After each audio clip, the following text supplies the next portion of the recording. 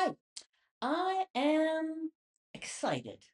I have just found out a couple of weeks ago, really, maybe 3 weeks ago now. I found out that I'm now eligible for Canadian citizenship, that I am, in fact, Canadian by ancestry, by default, because my grandfather was Canadian and for generations, both sides of his ancestry were in Canada since 1700s, like that. So I am going to pursue it. And let me talk a little bit about why. I am American, I think, obviously. I'm living in France right now. And while it's nice, it's fine. I guess I'm ambivalent about it here, about living here, staying here. I've been here for a year and a bit. Before that, I was living in Croatia for a year and a bit. That was meant to be a short-term thing, but I'm on a path here in France to for total residency. So I'm doing fine here. I work remotely. I like some of the things about France, but basically, I don't like France. Writ large, I don't like France much. I don't like an awful lot of the cultural values. I must say, where I'm living is, which is a small city in the south of France. It's quite warm here, by the way. It's already April and we've got flowers. What's what's problematic here is that, well, the bureaucracy. I mean, people don't tell you what's wrong with the bureaucracy. The bureaucracy is everything siloed. And the cultural piece is that nobody gives a rat's. You go to the office for this, and this office is connected to this office, and nobody does the one without the other in the right order. Okay, that's okay. We can all tick boxes. We can figure this out. But they don't want to know about each other. So if something doesn't happen here, but you need it for here, you're up somebody's creek, and it's a royal pain in the patootie to put it right.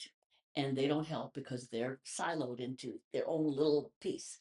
I also find that about like when people working here in the summer, the workers, lovely. That's the thing. The French hereabouts in the south of France, French are very friendly and very welcoming. So that's that sort of Parisian, the French are rude and unfriendly. I don't find that here at all. And that I understand is the thing about the south of France. I haven't met, yeah, you come across unpleasant people everywhere. But here, oh, so helpful, warm, nice. Um, People with a sense of humor, actually. However, they don't give a rat's about much. They don't have, and I guess, being a Yankee, being from New England, I have a real puritanical streak. I like to get things done. I like it when other people like to get things done. I believe in a work ethic. I don't think they got a clue what that is. I do like their idea, their sense of what is freedom. You know, liberté, égalité, fraternité from the French Revolution. There's lots of ways in which it plays out here, which I do like.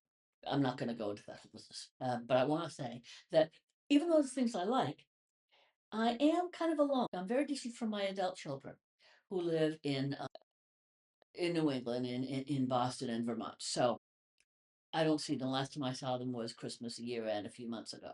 That's a long time for me. I usually see them at least a couple times a year.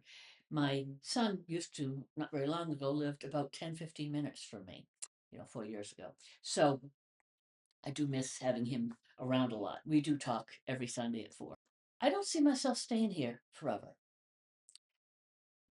I don't see when I'm old and my children are on the other side of the ocean being in that kind of place because I'm on my own. It's just the dog, and the dog will die before I do. But you have to think about these when you're 7. So you have to think, well, what's going to happen? Where are you going to go? Who's going to take care of you when you are not able to? Now I'm perfectly spry. I mean, you can see I'm just perfectly fine now, but this will come, and all that, not all that long, far ahead in the future. So I need to think about those things. I love Canada. One of the things my son and I do, or used to do, is that we would take trips up to Canada to find our genealogicals. I mean, I knew my grandfather all my life. I knew my grandfather came from a place just over the Vermont border into Canada somewhere, in Quebec. And I knew that all my life because he was from northern New Hampshire, and part of my growing up was in Maine. So I knew we had this all connection. What's nice is that now it has meaning. And so I would like you to share my journey as I haven't done a thing yet except look at a couple YouTube videos. But I would like you to share my journey. I would like to log it, document it with some videos like this, whatever happens to them. But my whole plan is I am going to go to Canada to retire when I eventually get to that place. It's, yeah, I mean, that's the bottom line. And so I'm going to explore how to do it and try to get it done as soon as possible. My son and I are our genealogical work that we've done in Canada for fun. We would go camping for the weekend and putz around various parts of Canada. We've also done it. We've also went to Gettysburg, and I have a great great uncle who died in near Spotsylvania in the Civil War, and we went down and spent well there. We spent a lot more than just a weekend. We spent I think like 10 days, something like that. The genealogical work we've done will really sort it out and help us put everything in place because we have a lot of documents already. So I would like you to join me if you want to. And I don't know what I'm going to do today. What I think I'm going to do today, I've got a nice sunny to play with. I'm going to make some tea, of course. I'm a tea drinker. I'll be fine in Canada. But I'm going to make myself some tea, going to put on some YouTube videos and do some online research to find out what the things I need are. So I'm going to make myself up a spreadsheet. I organize my life in spreadsheets. I love them nice and organized, and you can sort them in 7 different ways. And I'm going to figure out what I need to get and make a plan for what my first steps are. So this is my first video about being apparently Canadian. Anyway, please join me, and I don't know when I'll next see you, but I will keep you updated, I promise. Thank you. Bye.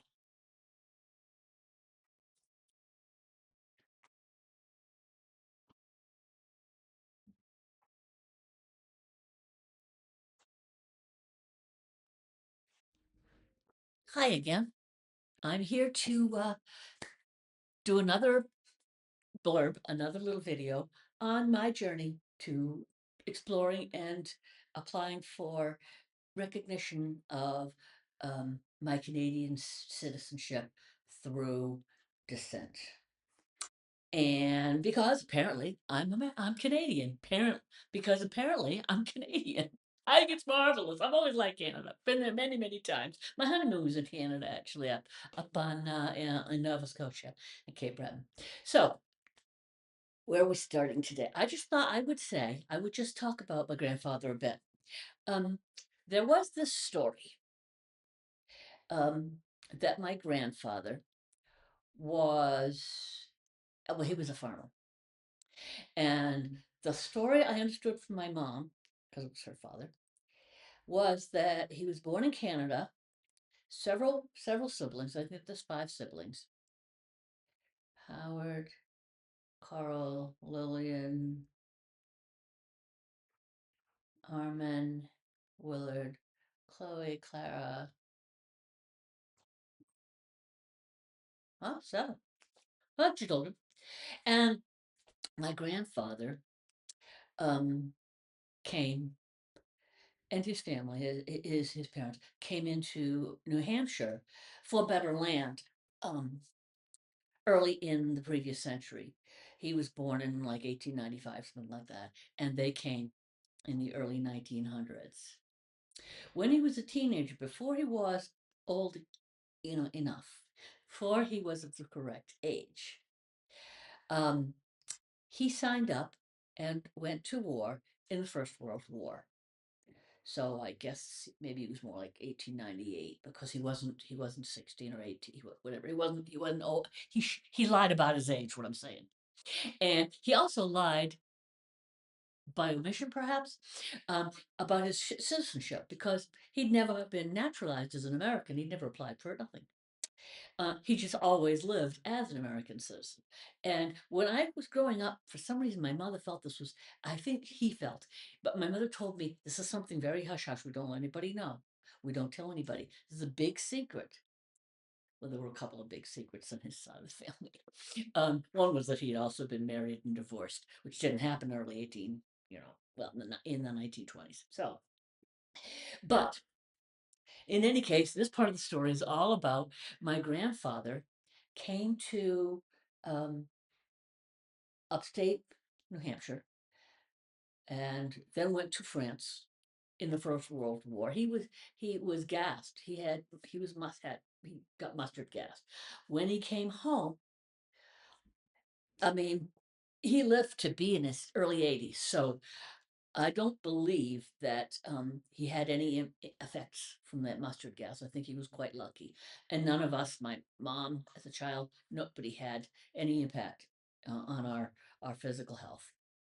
Like I said, he lived to 80 something, and so it's clear that although there are certain secrets, and when I find census records from my grandfather on this side of the border, on the American side of the border, not the French side, um, he um, um, he always said under citizenship, it was always said U.S., U.S., U.S., American, American, American, although it was not actually true. I don't know if he's like some of his, a couple of his younger sisters might have actually been born in the States. I do not know.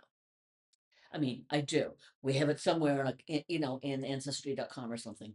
My son's sort of in charge of that stuff, but we've got it there. We know who, um, and when and where, but I don't have it at the top of my head.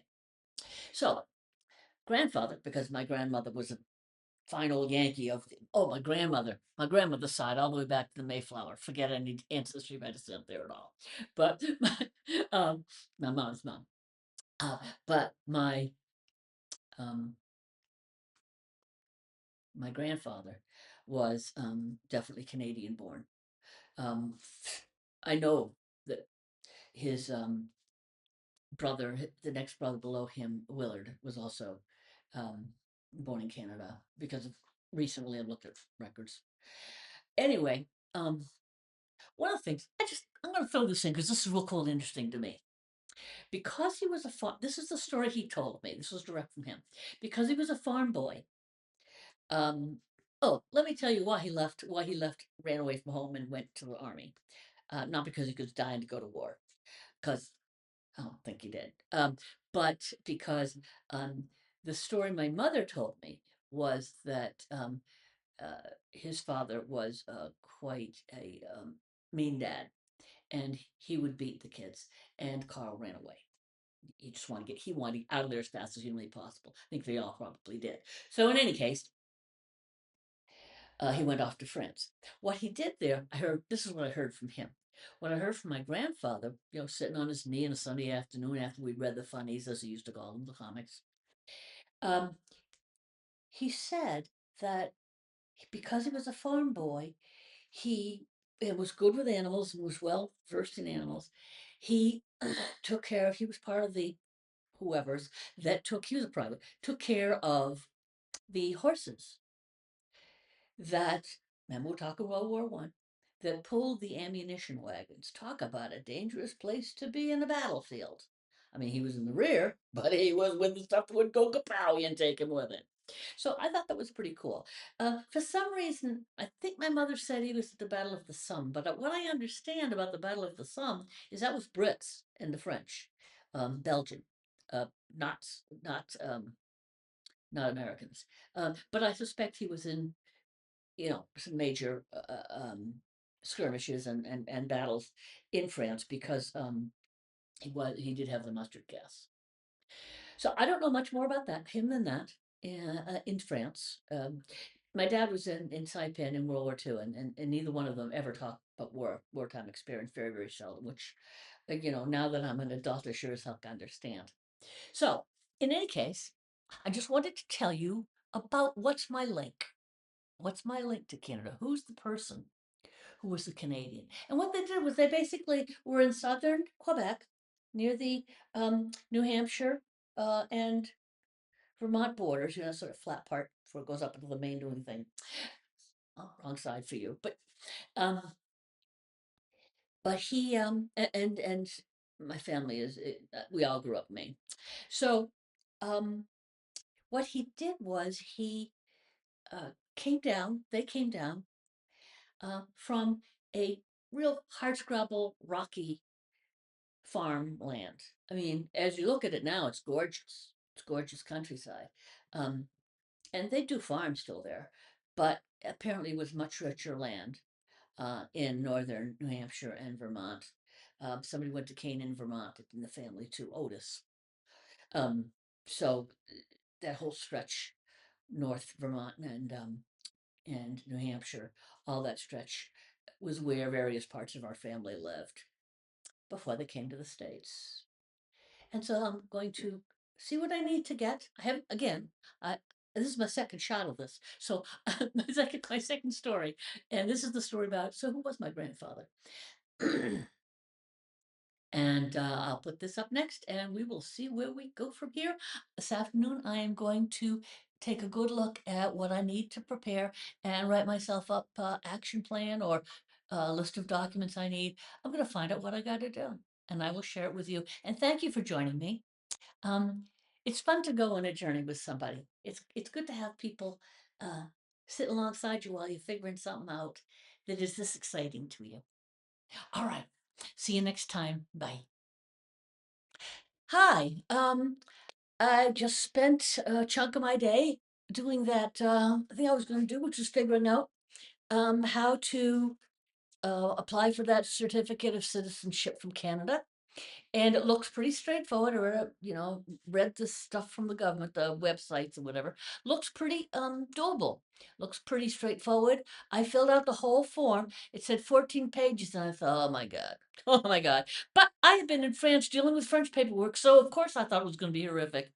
Um, and but it was pretty straightforward, and it was an awful lot of if your answer is no, skip to number 5. If your answer is yes, skip to number 7.